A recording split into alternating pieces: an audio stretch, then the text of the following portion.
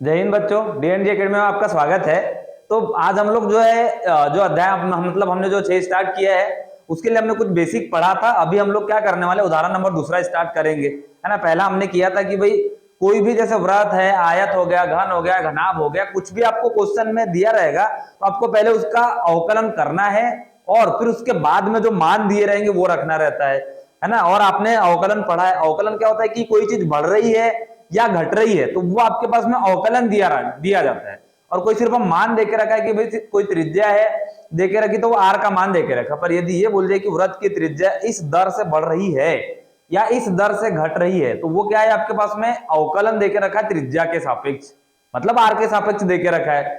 तो ये आपको समझना रहेगा। कुछ क्वेश्चन में आपको दिया रहेगा कि किसी मतलब इकाई के सापेक्ष करना है या नहीं, और किसी क्वेश्चन में आपको ढूंढना पड़ेगा। जैसे कभी किसी में मीटर पर सेकंड रहा तो सेकंड समय की इकाई होती है, तो हमको टाइम मतलब टी के सापेक्ष हम ले लेंगे, मिनट बोला तब भी टी के सापेक्ष ले लेंगे।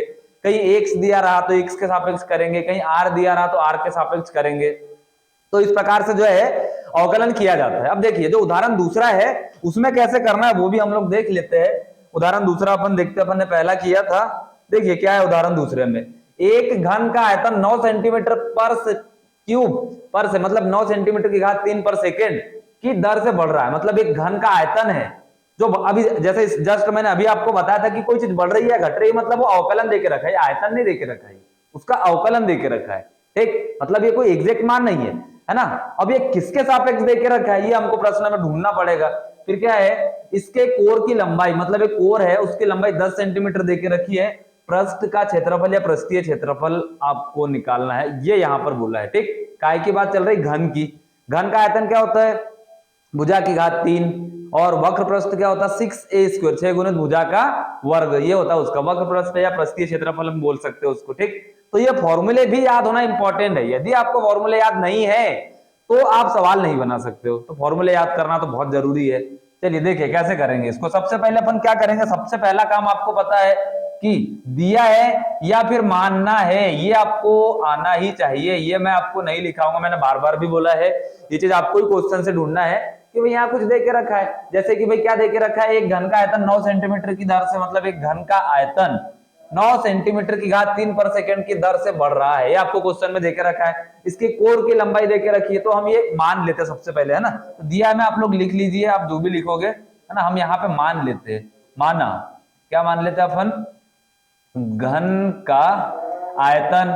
ठीक, तो घन का आयतन, आयतन मतलब होता है v, है ना। घन के आयतन को जो है काय से डिनोट किया जाता है, वॉल्यूम से, काय से, वॉल्यूम से। ठीक, ये आपको पता है। घन का आयतन जो है ये हो गया अपने पास में v, कितना होता है a क्यूब, ये तो आपने पढ़ा ही है, घन का आयतन a क्यूब हमने पढ़ा वाला। इसको अपन एक दे देते, समीकरण नंबर 1। ठीक, अगला अपन देखते फिर घन का आयतन हो गया और इसके कोर की लंबाई। ठीक, कोर की लंबाई, है ना, ये देखिए कोर की लंबाई आपको देखिए, कोर की लंबाई को हम लोग a मान लेते हैं। क्या ले लेते हैं, a ले लेते हैं, x भी ले सकते हैं, प्रश्न में 1 से हम a ले लेते हैं।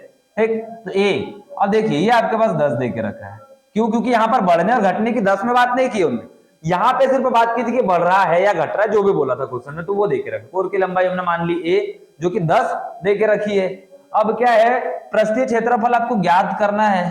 ठीक, तो यहाँ पे क्या लिख लेते अपन, ज्ञात करना है। क्या ज्ञात करना है, पृष्ठीय क्षेत्रफल, है ना। क्या है, पृष्ठीय क्षेत्रफल या पृष्ठ क्षेत्रफल आप बोल सकते हो। जो एस ले लेते हैं अपन, सरफेस, है ना। पृष्ठीय क्षेत्रफल क्या ले लेते हैं, एस, सरफेस क्या 6a², यही हमको ज्ञात करना है। अब देखिए यहाँ पे मैं आपको सबसे अच्छा तरीका बताता हूँ कि आप कैसे हल कर सकते हो। हमको जो निकालने का बोला है पहले उसको रफ में हल करो। कैसे, कि भाई जो बोला है उसमें किस किस चीज की जरूरत पड़ेगी वो हम ऊपर से निकाल लेंगे, बाकी हमको जरूरत ही नहीं रहेगी फिर क्वेश्चन में।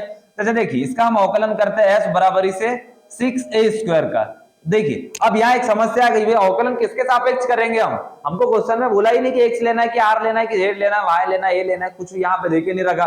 तो जब नहीं देखे रखा तो हमको देखना क्या रहता है, इकाई क्या देखे रखी, सेंटीमीटर की घात 3 पर सेकेंड, पर सेकेंड दिया है, मतलब ये टी, है ना, समय देके रखा है। तो जब समय देके रखा है तो ये टी के सापेक्ष, समय के सापेक्ष करेंगे, समय को टाइम से ले लेते हैं अपन, तो क्या आ जाएगा, टी के सापेक्ष। देखिए रब कर रहे हैं अपन, ये वाला है ना, ये वाला क्या है आपके पास में, ये रफ में हम चेक कर रहे हैं कि भाई किस किस चीज की हमको जरूरत पड़ेगी। तो टी के सापेक्ष तो ये हो जाएगा ds अपॉन dt। इधर क्या हो जाएगा, ये हो जाएगा 6 दूनी 12a, है ना, एक घात सामने आएगी तो 6 गुनी 2 12a।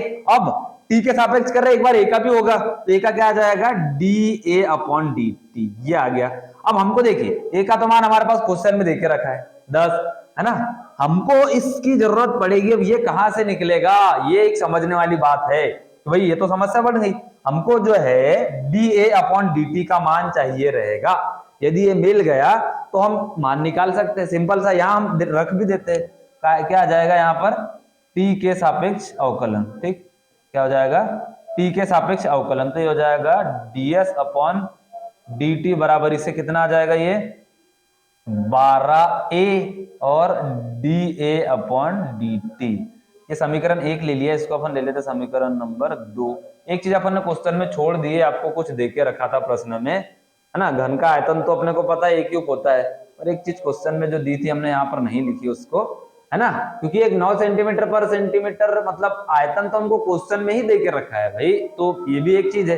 ये तो घन के आयतन का फॉर्मूला लिखा हमने यहाँ पर, है ना, ये भी देखे रखा। देखिए अब उसको जो है कहीं अपने को मैनेज करना पड़ेगा, इसको कहाँ करेंगे अपन, वो भी अपन देख लेते हैं क्योंकि वो जरूरी है, उसके बिना हम आंसर नहीं ला सकते। ठीक, देखिए कहाँ पर अपन लिखेंगे उसको यहाँ पर आ जाएगा अपने पास में एक, देखिए यही कहीं पे रहेगा, ये तो हम इधर साइड ही लिख लेते हैं, इसके बाद में जरूरी नहीं कि वहीं पे लिखना है ना। देखिए यहाँ पे लिखते हैं अपन इधर आयतन, मतलब देखिए ये अवकलन देके रखा है ना, मैंने पहले ही बताया था बढ़ रहा है घट रहा है, आयतन क्या होता है v, तो और किसके सापेक्ष, t के सापेक्ष, तो आपको देके क्या रखा है d volume v upon dt, कितना देके रखा है 9 सेंटीमीटर की घात 3 पर सेकेंड, ये आपको मान देके रखा है।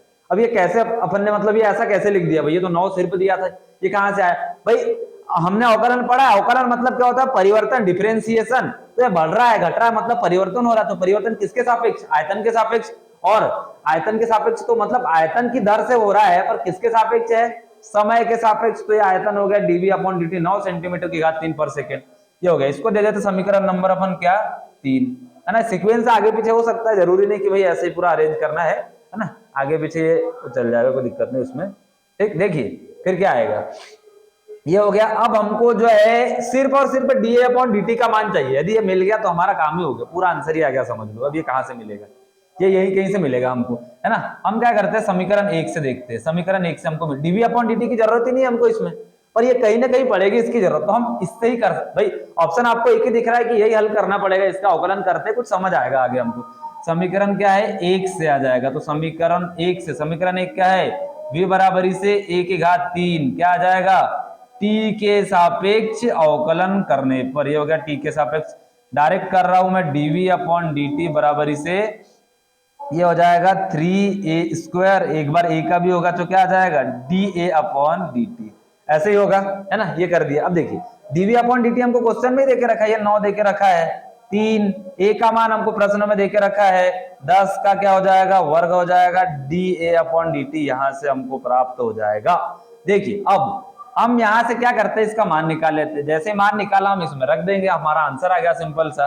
देखिए अब कुछ नहीं करते अपन, सिर्फ ये कितना हो जाएगा 10 का वर्ग 300, है ना, मतलब 9 और 9 बराबरी से देखिए गुने में भाग में जाएगा, तो 9 10 का वर्ग 100 गुने 3 300, ये हो गया 300 बराबरी से dA अपॉन में dt, ये आ गया आपके पास में क्या मान आ जाएगा। ठीक,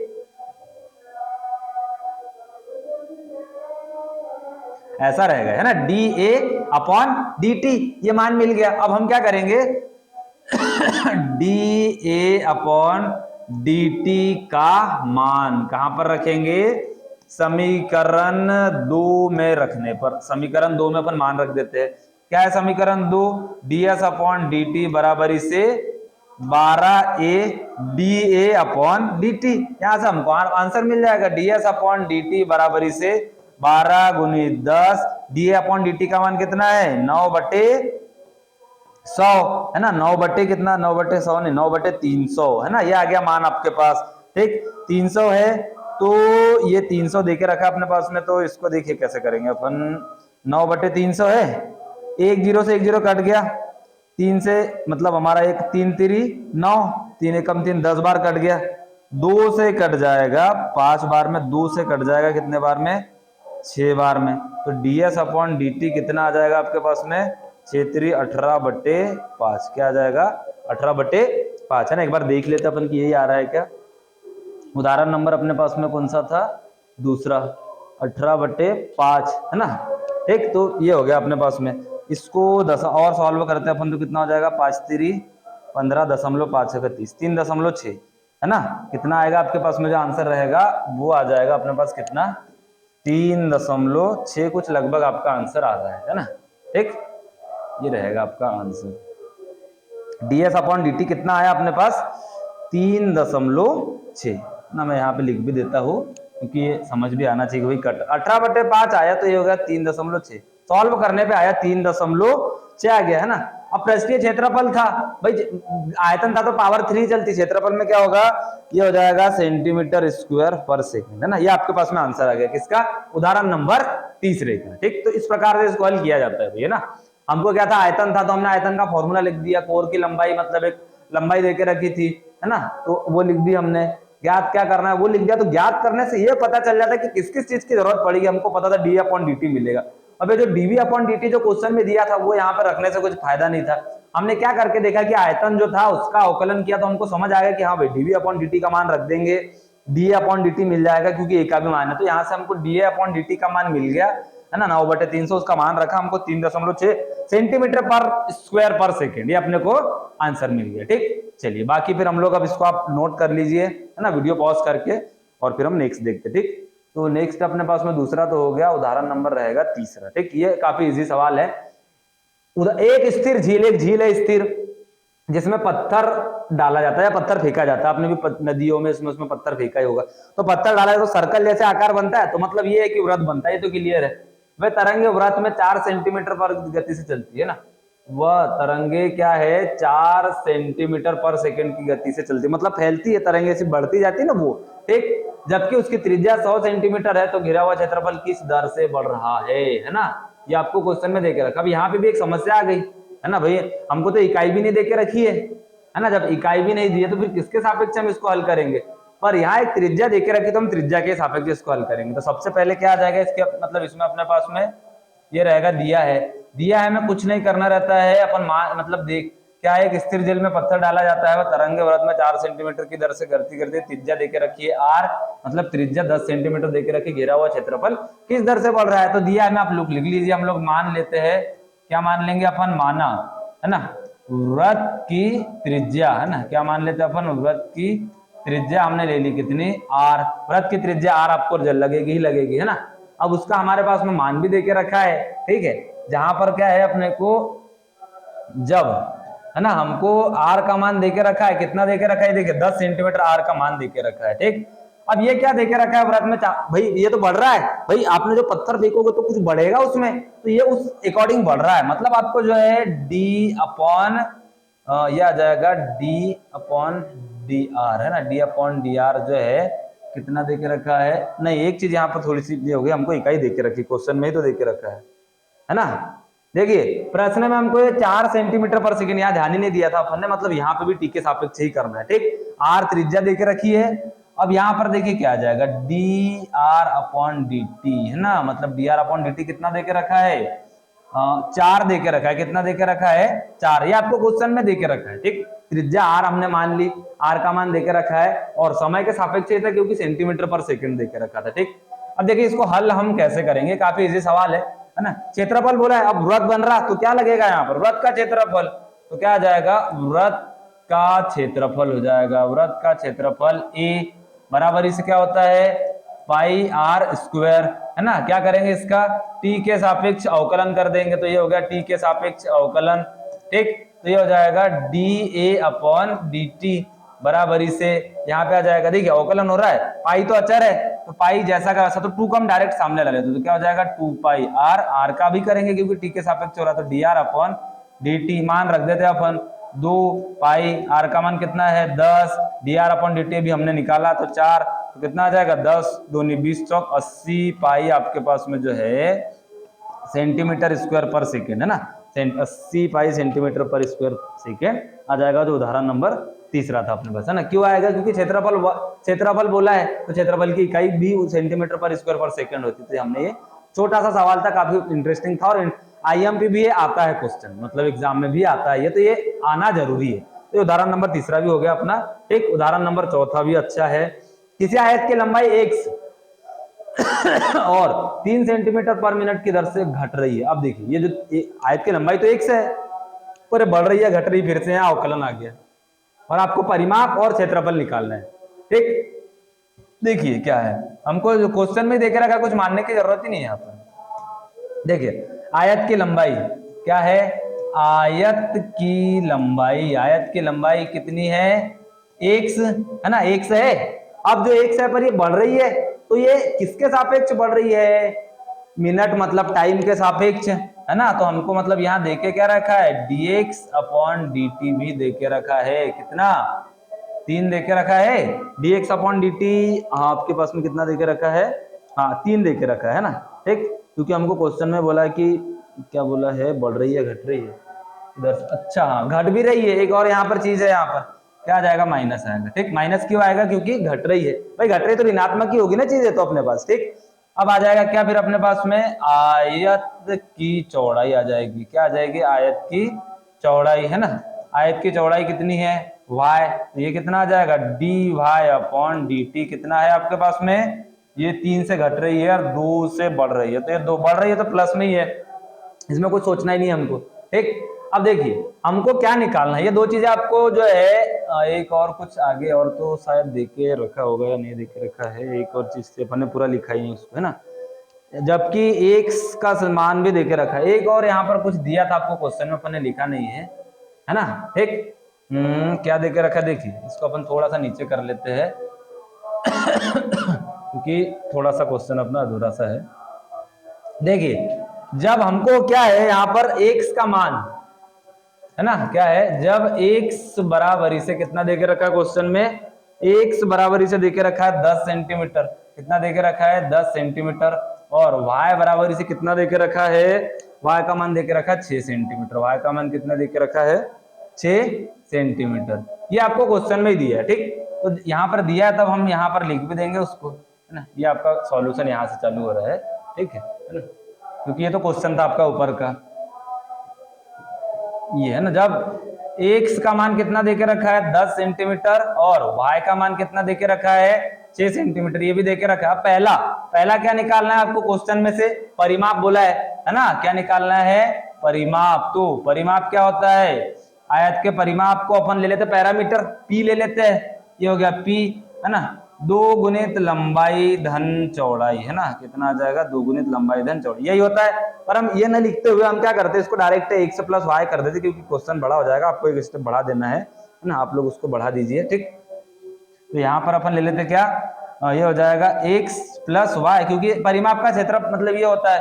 अब अवकलन करेंगे तो क्या हो जाएगा, t के सापेक्ष क्या हो जाएगा, यहाँ पर t के सापेक्ष अवकलन हो जाएगा, तो यह जाएगा dp/dt हो जाएगा, है ना, 2x का अवकलन क्या होगा, dx/dt, dy/dt, ये हो गया अपने पास में अवकलन।